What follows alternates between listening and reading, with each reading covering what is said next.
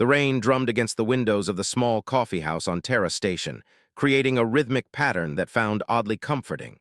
He sat in his usual corner booth, laptop open, steam rising from his third cup of coffee as he worked on his latest engineering project. The coffeehouse was nearly empty at this hour, just the way he liked it. Was what his colleagues called a basement genius, brilliant with machinery and algorithms, but hopeless with people. At 28, he had already revolutionized 3 different fields of engineering, yet he still preferred the company of circuits and code to human conversation.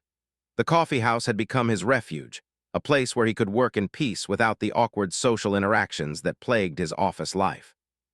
That's when she walked in. She moved with a fluid grace that seemed almost otherworldly, her long silver hair catching the dim light of the. She was tall, probably around 6 feet, with an elegant bearing that made her seem like she belonged in a palace rather than a rundown coffeehouse on the outer rim of human space. What struck most were her eyes, a deep violet color that seemed to hold depths he couldn't fathom. She ordered something called blend in a voice that carried a slight accent couldn't place, then scanned the nearly empty. Their eyes met for a moment and felt something electric pass between them. He quickly looked back at his laptop, his heart racing for reasons he couldn't explain. To his surprise, she approached his table. "Excuse me," she said, her voice melodious and warm. "Would you mind if I shared your table? Everywhere else seems to be taken." Looked around which was obviously mostly empty, but found himself nodding anyway. "Sure, no problem." She settled into the seat across from him with that same fluid grace, pulling out what appeared to be an advanced tablet, though had never seen technology quite like it. The device seemed to respond to her touch in ways that his understanding of current human tech. She said, extending a hand. He replied, shaking her hand and trying not to notice how warm and oddly electric her touch felt. They sat in comfortable silence for a while, both absorbed in their work. Found himself stealing glances at her, fascinated by the way she moved, the way she held herself. There was something regal about her, something that suggested she was accustomed to command and respect. "You're an engineer," she observed suddenly, nodding toward his laptop screen. Looked down, realizing his schematics were visible. "Yeah, I work on propulsion systems mostly, trying to improve efficiency in long-range spacecraft." He paused, then added, "What about you? That tablet looks pretty advanced." A small smile played at the corners of her mouth. "I work in administration." Something about the way she said it made suspect there was more to the story, but he didn't press. Instead, they fell back into their work, occasionally exchanging small comments about the weather or the coffee. As the hours passed, found himself more comfortable than he'd been with another person in years. Didn't push for conversation, didn't seem to need constant chatter to fill the silence. She simply existed in the same space with a peaceful presence that found incredibly calming. "Your propulsion design is interesting," she said suddenly, having somehow glimpsed his screen. "But you're thinking too small." Blinked surprised. "I'm sorry." "The energy matrix you're using, it's based on fusion principles, correct? But what if you weren't limited to the periodic table?" "Well, theoretically, exotic matter could provide much better efficiency, but we don't have access to materials like that. The physics are sound, but the practical applications." "What if they weren't theoretical?" asked, her violet eyes fixed on his with an intensity that made him shiver. Laughed nervously. "Well, then we'd probably be looking at propulsion systems that could cross galactic distances in weeks instead of centuries. But that's science fiction territory." "Is it?" she asked quietly. Something in her tone made look at her more carefully. There was knowledge in her eyes, certainty about things that should have been impossible. For a moment, he felt like he was standing at the edge of a vast ocean, sensing depths he couldn't begin to fathom. "I should go," said suddenly, gathering her things. "It was pleasant talking with you." Felt a pang of disappointment. "Will I see you again?" She paused at the table's edge, her expression unreadable. "Perhaps, if the universe wills it." And then she was gone, leaving only the faint scent of something like ozone and starlight. Sat there for a long time after she left, staring at his propulsion designs and thinking about exotic matter and impossible physics.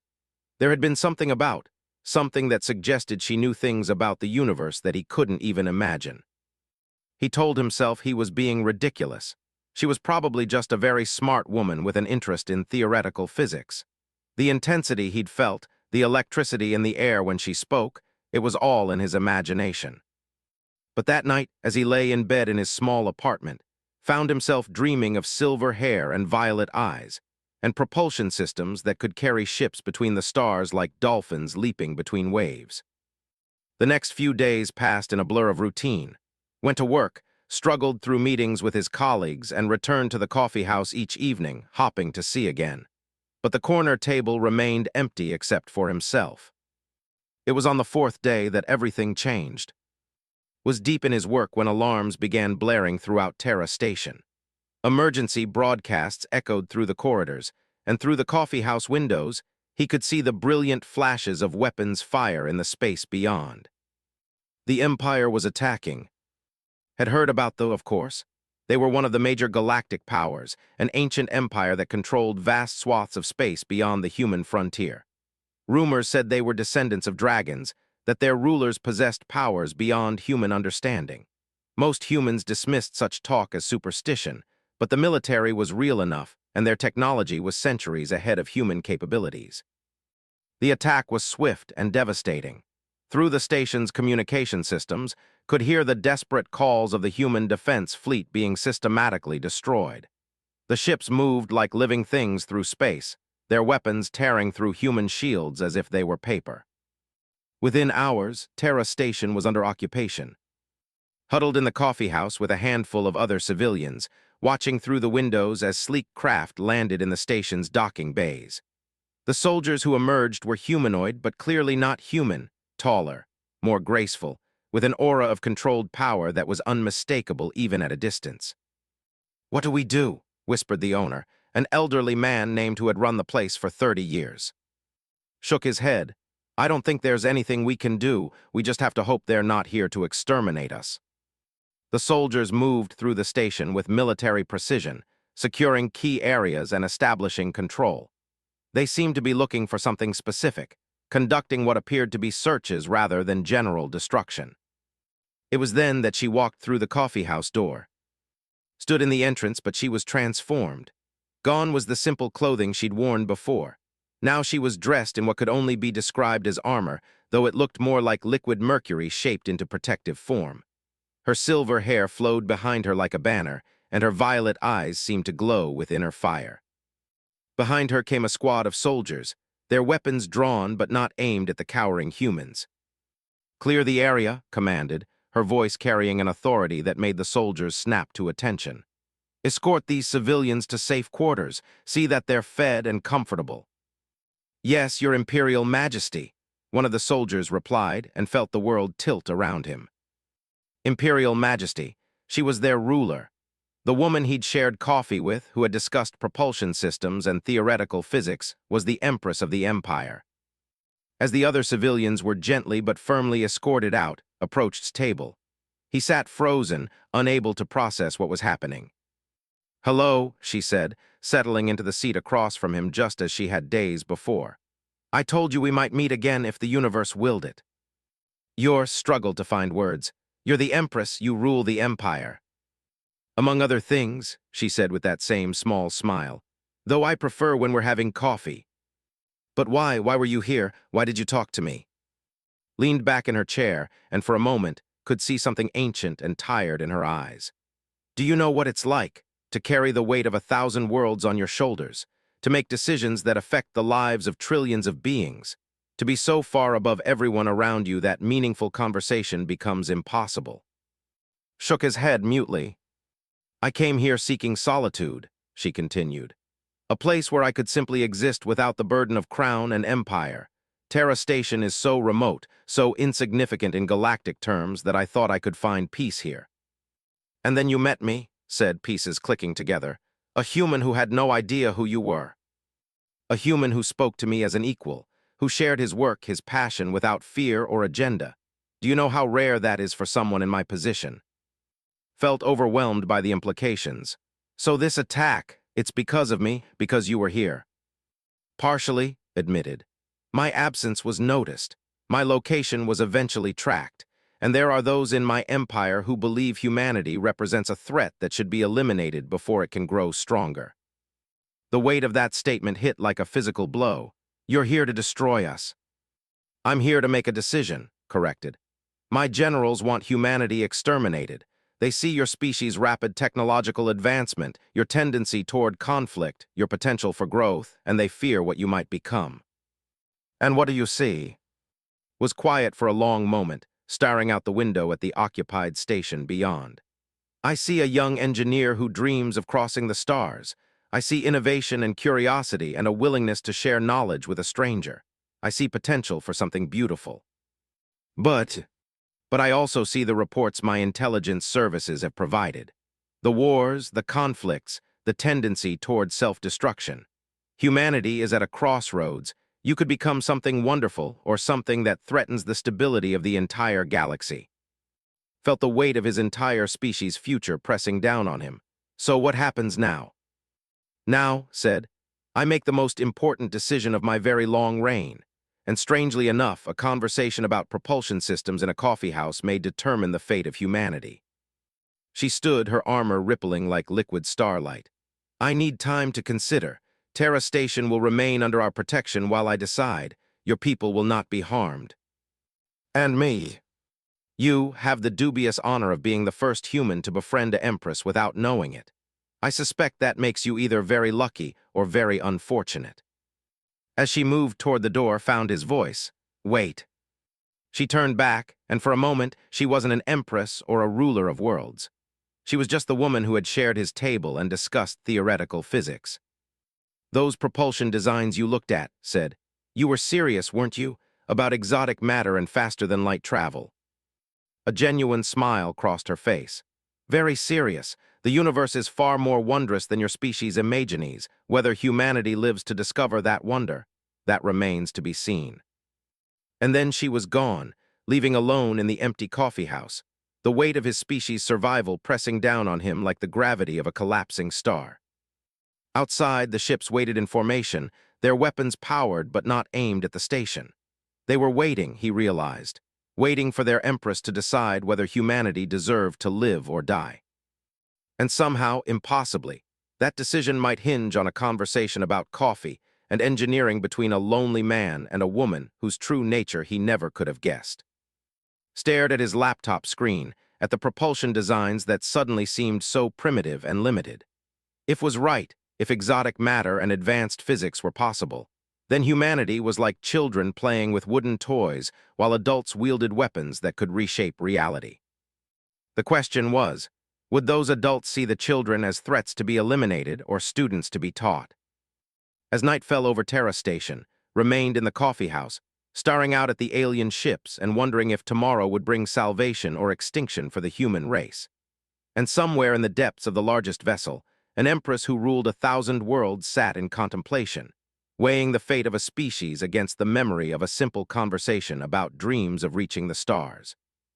The future of humanity hung in the balance, decided not in the halls of power or on fields of battle, but in the quiet moments between two beings who had found unexpected connection across the vast divide of species and circumstance.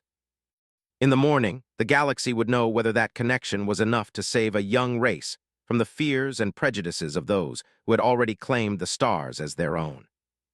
Woke to the sound of his door chime.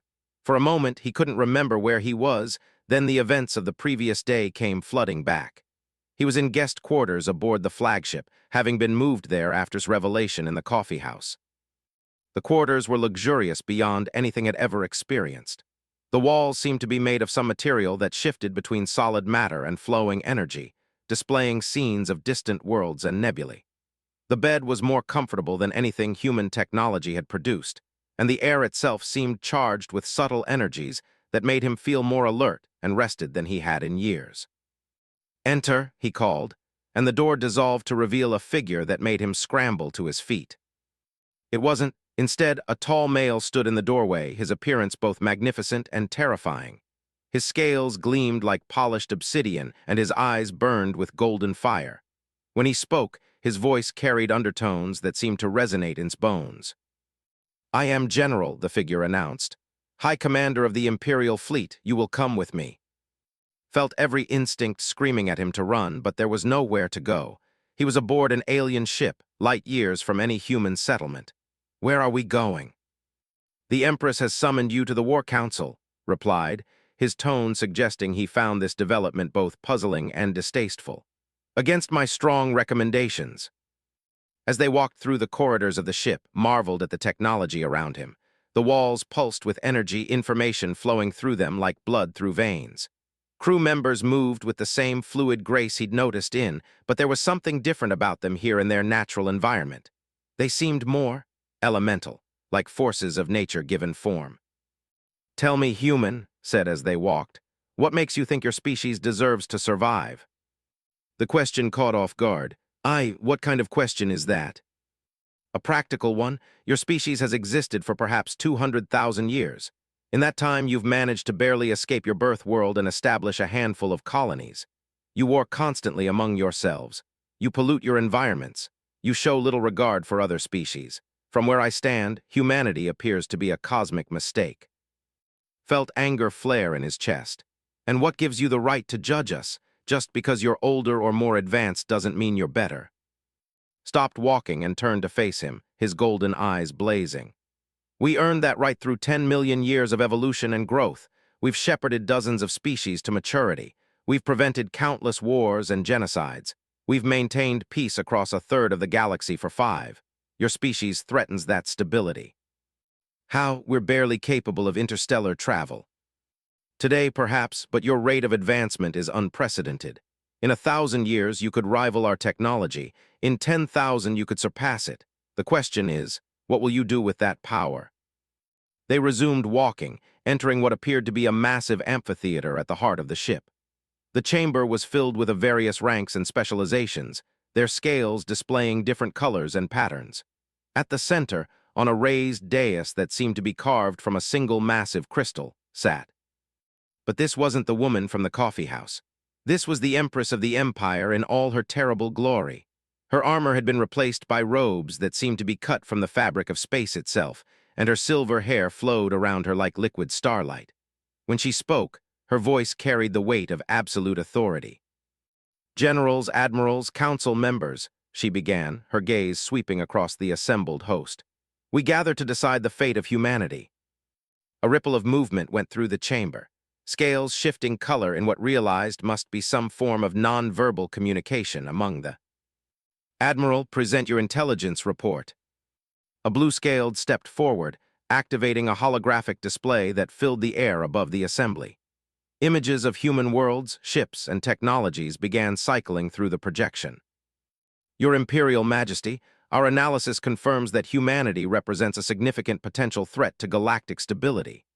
Their technological advancement follows an exponential curve that suggests they will achieve faster-than-light communication within 50 years, practical FTL travel within a century, and energy manipulation comparable to our own within 5 centuries. The display showed projections of human expansion, red lines spreading across star maps like an infection. More concerning is their psychological profile. Humans display extreme tribal behavior, aggressive territorial instincts, and a tendency to view conflict as the primary means of problem-solving. Every major advancement in their history has been accompanied by warfare.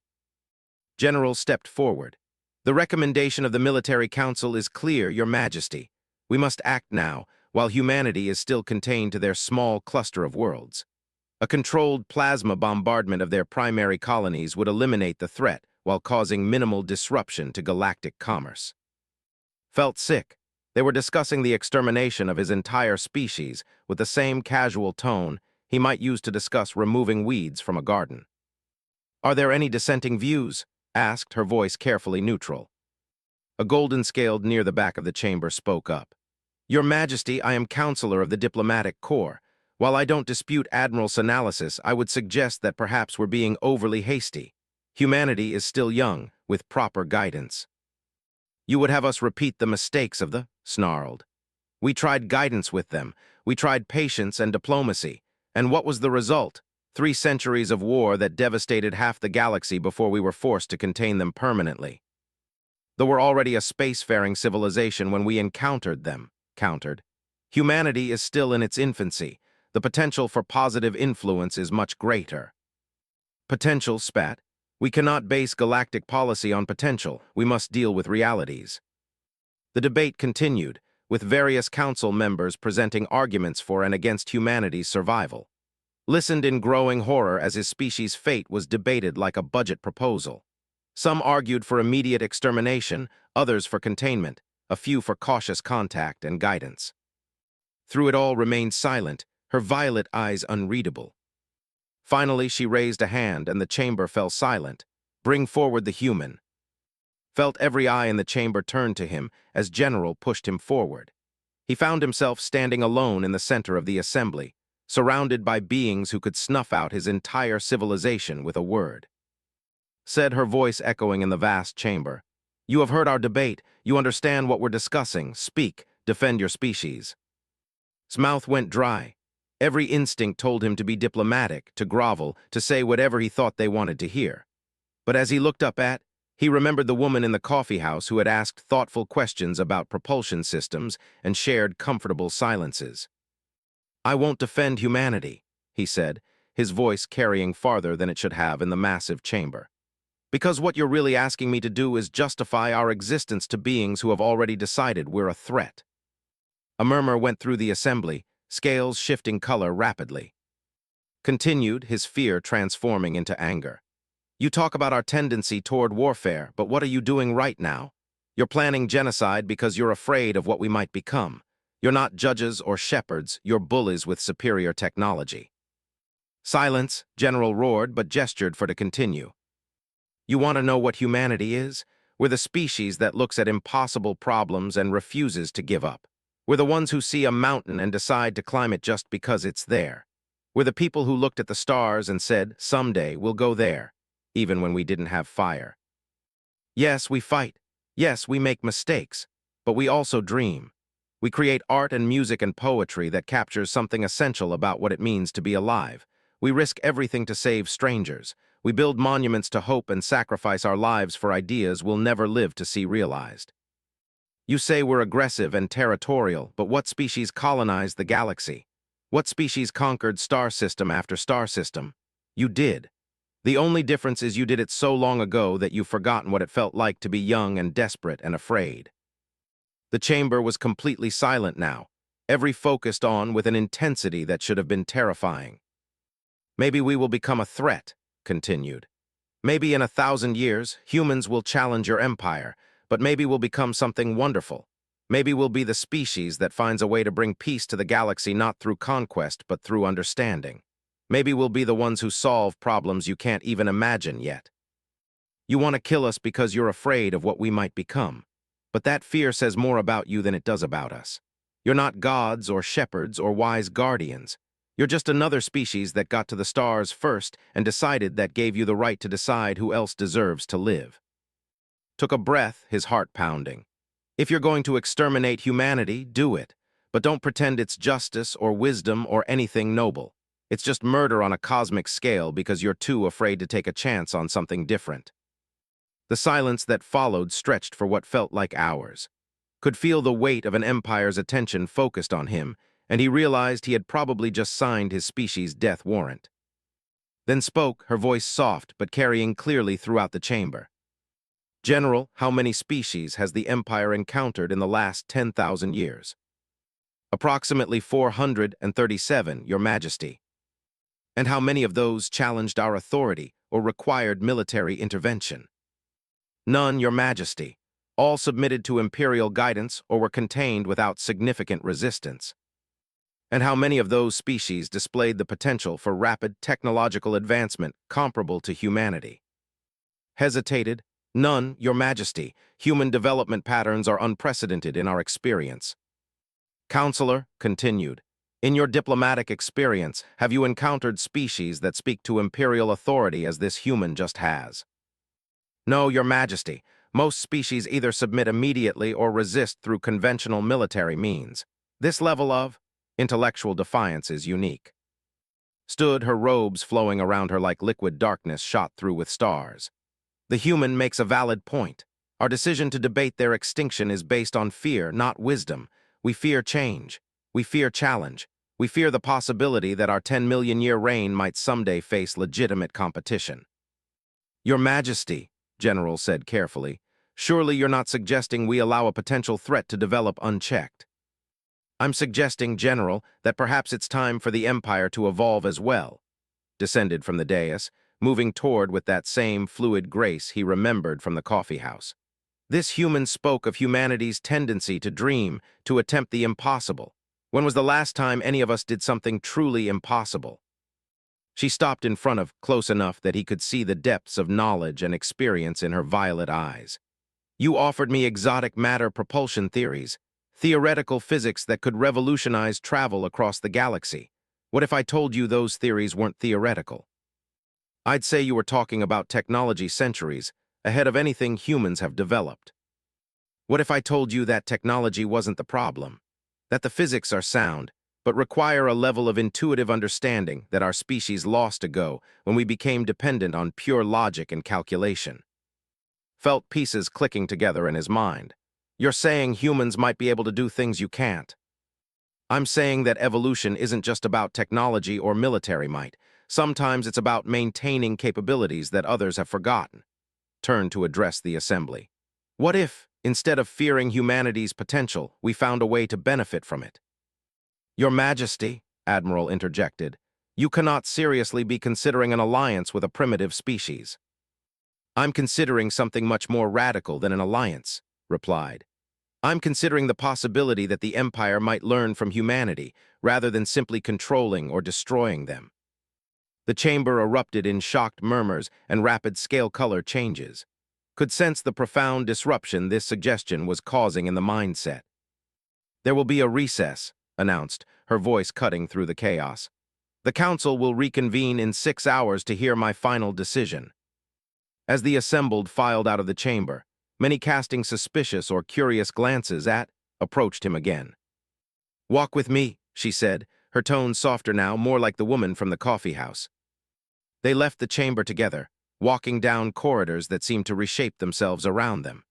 Noticed that when they were alone, his formal bearing relaxed slightly, though she remained unmistakably regal. That was either very brave or very stupid, she said as they walked. Probably both, admitted. Did I just doom my entire species? You challenged an empire that hasn't been challenged in 5. You spoke truth to power in a way that most beings wouldn't dare. The council is unsettled. They entered what appeared to be an observation deck, with walls that were completely transparent, offering a view of the space around them. Could see Terra Station in the distance, small and fragile-looking against the backdrop of stars, surrounded by the sleek forms of warships. May I ask you something personal? Said, moving to stand beside him at the observation window. After everything that's happened, I think we're past formalities. In the coffeehouse, when you shared your propulsion theories with a complete stranger, what motivated that choice? Thought about it? Curiosity, I guess, and excitement. When someone shows genuine interest in your work, especially something you're passionate about, it's natural to want to share it. Even with someone you knew nothing about, someone who could have been a competitor or a spy. The possibility never occurred to me, admitted. You seemed genuinely interested in the science, not the application, and honestly, talking to you was the best conversation I'd had in years. That, said quietly, is what may save your species. I don't understand. In 10 million years of evolution, the people have become very good at many things. We've mastered technology, conquered space, established order across vast regions of the galaxy. But we've lost something essential in the process. What? The ability to trust, the willingness to share knowledge freely, the capacity for joy in discovery rather than merely in conquest. Turned to face him.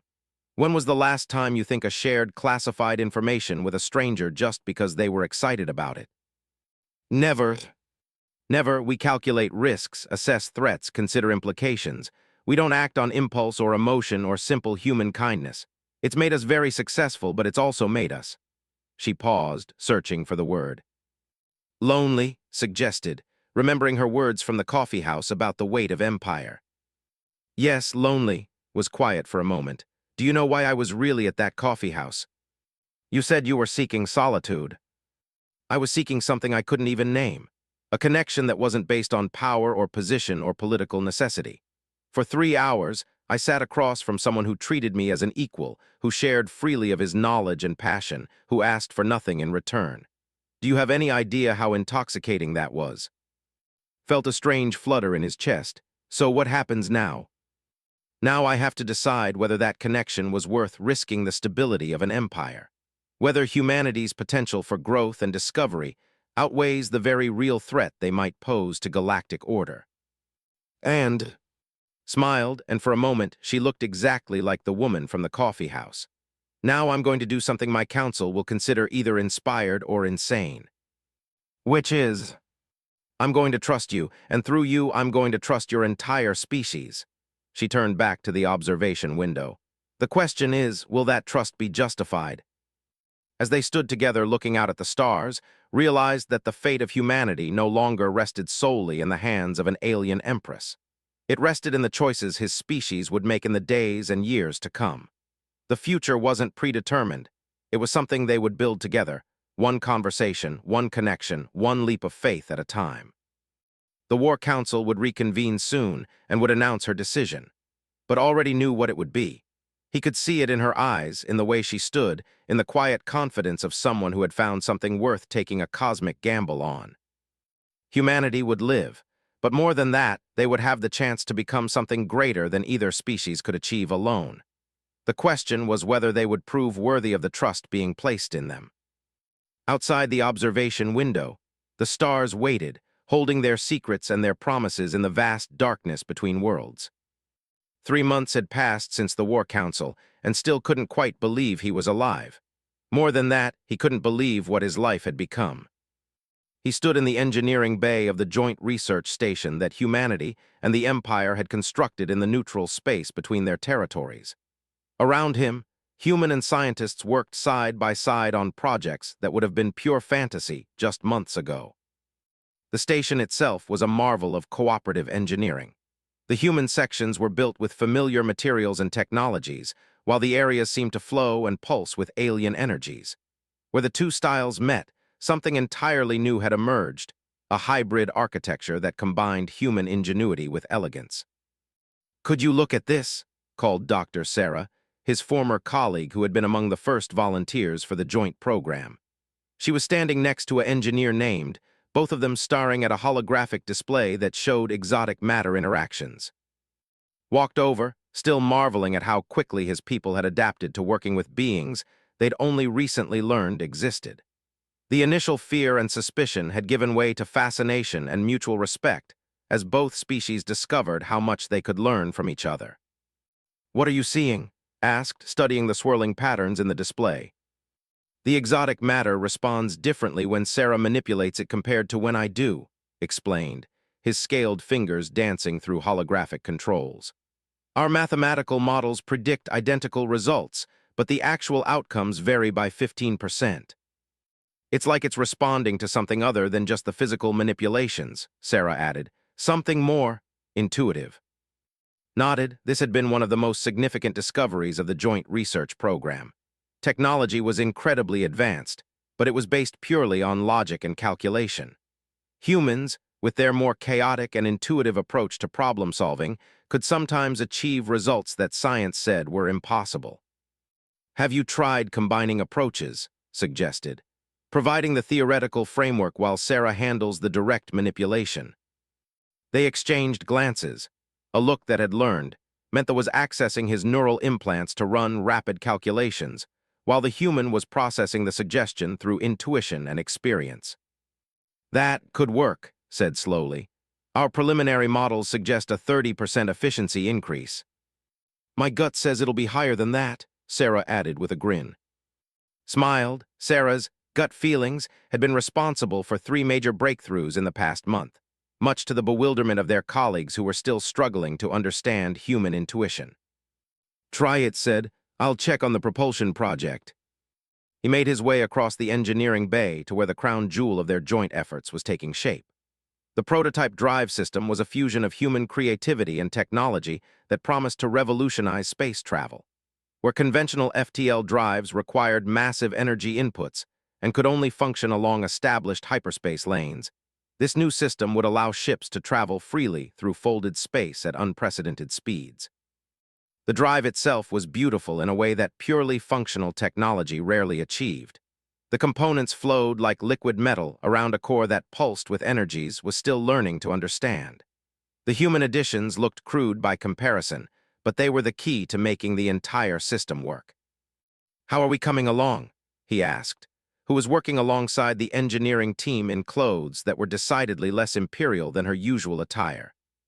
She looked up from the control console, a streak of lubricant across her cheek, and a look of intense concentration in her violet eyes. It still amazed how she could shift between being an empress who ruled a third of the galaxy and a hands-on engineer excited about theoretical physics. "The quantum field generators are finally synchronized," she said, gesturing to a series of crystalline structures that hummed with barely contained energy. "Your friend Tommy's suggestion about using harmonic resonance instead of forced alignment solved the stability problem." Tommy Martinez was a 22-year-old mechanic from Earth who had never finished college, but had an intuitive understanding of mechanical systems that left master engineers speechless. His ability to feel what machines needed had made him one of the most valuable members of the project. "When do you think we'll be ready for the first test?" asked.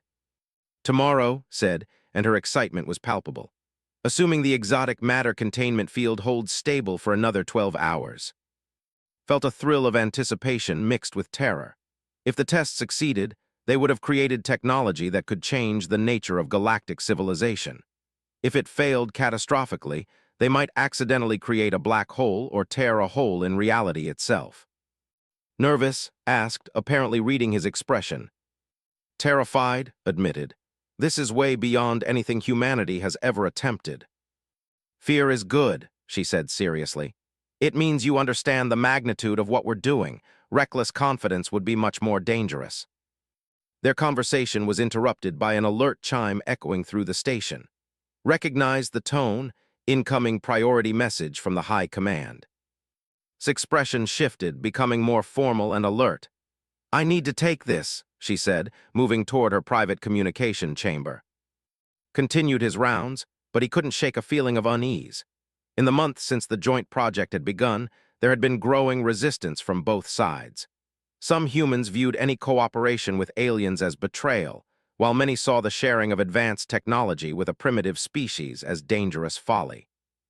An hour later, emerged from her chamber looking troubled. She caught his eye and gestured for him to follow her to one of the private conference rooms. "What's wrong?" asked as soon as the door sealed behind them. "There's been a development. The hegemony has learned about our project." Felt his blood turn cold. The hegemony was a coalition of several alien species that viewed both humanity and the Empire as threats to galactic stability. They had been pushing for a united front against what they called expansionist powers for decades. "How much do they know?" "Enough. They know we're developing new FTL technology. They know it's a joint project, and they know it could potentially upset the balance of power in this region of the galaxy." "What are they going to do about it?" Was quiet for a moment, her expression grave. "They've issued an ultimatum. Either the project ends and all research data is destroyed, or they will consider it an act of aggression requiring a military response." Sat down heavily. "How many ships are we talking about?" "At least 3 fleets, possibly more if their other allies join them. The hegemony has been looking for an excuse to move against us for years. This might be the provocation they needed. And if we comply, if we shut down the project, then we lose the opportunity to create something unprecedented. More than that, we lose the chance to prove that cooperation between our species is possible on a meaningful scale." Stared at the table, his mind racing through possibilities and implications. What does the High Command want to do? They're divided. About half want to capitulate. They see the technology as useful but not worth a war. The other half want to accelerate the project and present the hegemony with a "And what do you want to do?" Smiled and saw something fierce and determined in her expression. "I want to finish what we started, but not because I think we can intimidate the hegemony with superior technology." "Then why?" "Because 3 months ago, I watched you stand before a war council and defend your species not with threats or promises of submission, but with honesty and courage. and an appeal to something better than fear. I think it's time the galaxy saw what that looks like on a larger scale. Felt a chill of realization. You're not talking about fighting the hegemony, you're talking about confronting them. I'm talking about doing something that hasn't been attempted in galactic politics for, telling the truth and trusting that reason will prevail over fear. That's insane. These are species that have been preparing for war for decades. You think you can just talk them out of it? I think, said carefully, that fear breeds fear and violence breeds violence. But what if we offered them something different? What if instead of meeting their ultimatum with threats, we invited them to see what we've created? Stared at her. You want to invite hostile alien fleets to our research station. I want to invite them to witness the first test of the new drive system. I want them to see humans and working together as equals. I want them to understand that cooperation produces better results than conquest. And if they decide to destroy us all instead, then we'll have died trying to build something better instead of living in fear of what might happen. Leaned forward, her eyes intense. What we've created here isn't just advanced technology. It's proof that different species can work together, learn from each other, become more than the sum of their parts. That's worth taking risks for. Thought about the past 3 months, about watching human creativity combine with precision to create marvels neither species could have achieved alone. He thought about Sarah and working together on exotic matter manipulation, about Tommy Martinez teaching ancient engineers to trust their instincts, about the impossible becoming routine through cooperation and shared effort. When would this confrontation happen? The hegemony fleet will arrive in 4 days. We can have the drive system ready for testing by then. So we'd be demonstrating untested technology in front of aliens who want to kill us. Yes. And if the test fails, we die.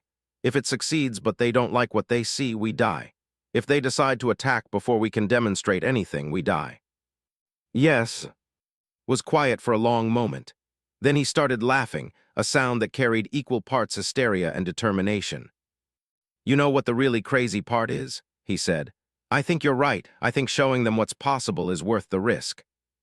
Smiled. I was hoping you'd say that, because I'll need help convincing both our peoples that this is the right course. The next few days were a blur of frantic preparation and intense debate. Many of the human scientists wanted to evacuate, while several engineers argued for weapons modifications to the drive system. But gradually, as and explained their reasoning, consensus began to build around the idea of demonstration rather than confrontation. The joint project had created more than just technology. It had created a community. Human and researchers who had learned to trust each other, to value each other's perspectives, to see beyond the differences of species and culture to the shared passion for discovery and creation. On the morning of the hegemony fleet's arrival, stood in the central observation deck watching the final preparations for the drive test. The prototype ship, a hybrid design that was neither fully human nor fully but something entirely new, hung in space near the station, ready for its maiden voyage. Nervous? Asked, joining him at the observation window. Beyond nervous, admitted. We're about to test technology that could revolutionize galactic civilization in front of aliens who might decide to destroy us for creating it. Any regrets? Thought about his small apartment back on Terra Station, about the quiet life of routine engineering work he'd left behind. Then he looked around the observation deck, at the humans and working together with easy familiarity, at the impossible made real through cooperation and shared dreams. None, he said. Whatever happens, we've proved that different species can build something amazing together. That has to count for something. Through the observation windows, they could see the first ships of the hegemony fleet emerging from hyperspace. Sleek vessels bristling with weapons, their formations perfect and intimidating. As watched, more ships appeared, then more, until space around the research station was filled with the instruments of war. Incoming transmission, announced the station's communication officer. The hegemony flagship is requesting to speak with the commanding officers of both the human and contingents.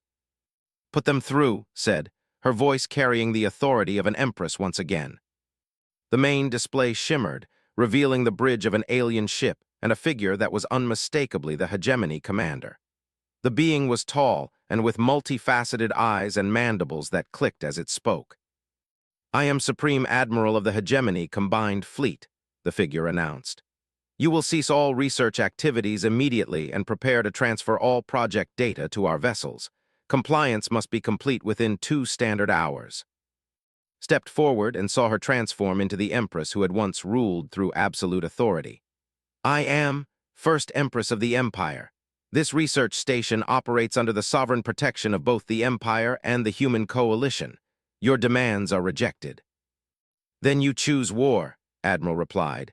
My fleet will open fire in exactly 120 minutes. Before you do, said, stepping up aside, we'd like to show you something. The Admiral's multifaceted eyes focused on him. And you are Chief Engineer of the Joint Research Project, and someone who thinks you're making a mistake. Explain. You're afraid of what we might create, right? Afraid that new technology will disrupt the balance of power in the galaxy, gestured toward the prototype ship. What if I told you that what we've created here isn't about power at all? What if it's about something completely different? I would say you're attempting to deceive me. Then let us prove it. Give us 30 minutes to demonstrate our prototype.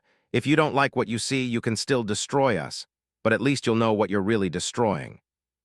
Admiral was silent for a moment, consulting with figures off-screen. Finally, he spoke again. You have 30 minutes, but any attempt at deception or aggression will result in immediate destruction of your station. Understood, said, prepare for demonstration. As the communication ended, felt his heart pounding. They were about to test untried technology under the most stressful conditions possible, with the fate of both their species hanging in the balance. Ready asked. Ready replied. The next 30 minutes would determine whether fear or hope would shape the future of the galaxy. In the prototype ship, Tommy Martinez sat at the controls with a look of intense concentration. Sarah monitored the exotic matter systems while managed the quantum field generators. Human intuition and precision working together one final time. Initiating drive sequence, Tommy announced. The ship began to glow with energies that human science had never seen before. The space around it seemed to fold and twist as the drive system engaged. Then, in a flash of light that somehow conveyed joy rather than destruction, the ship vanished. For a moment, space was empty except for the research station and the surrounding fleet. Then, on the far side of the system, sensors detected the ship's emergence from folded space. It had traveled further in seconds than conventional drives could manage in hours, without following established hyperspace routes, without the massive energy requirements of traditional FTL systems. But more than the technology itself, what the Hegemony fleet saw was the celebration that erupted on the research station. Human and researchers embracing, laughing, sharing in the joy of impossible achievement made real through cooperation. Admiral said into the communication channel, what you just witnessed wasn't a weapon or a tool of conquest. It was proof that when different species work together, when they trust each other and share knowledge freely, they can achieve things that none of them could accomplish alone. The technology itself is remarkable, Admiral admitted. But what guarantee do we have that it won't be used for military purposes? The same guarantee we all have for anything, replied. The choice to use knowledge for construction rather than destruction, the choice to see other species as potential partners rather than inevitable enemies. The hegemony has seen too many species make promises they later break. Then maybe, said, it's time to try something different. Maybe instead of threatening each other, we could work together. Maybe the galaxy is big enough for all of us to grow and explore and discover without taking anything away from each other. The communication channel was quiet for a long time. Finally, Admiral spoke again. The Hegemony fleet will withdraw, but we will be watching if this technology is used for aggression. If this technology is used for aggression, said firmly, then we will have failed everything we're trying to accomplish. But if it's used to explore new worlds, to connect distant civilizations, to expand the boundaries of knowledge and understanding, then maybe we'll have started something better than any of us imagined. As the Hegemony fleet began its withdrawal, felt a weight lifting from his shoulders. They had done it.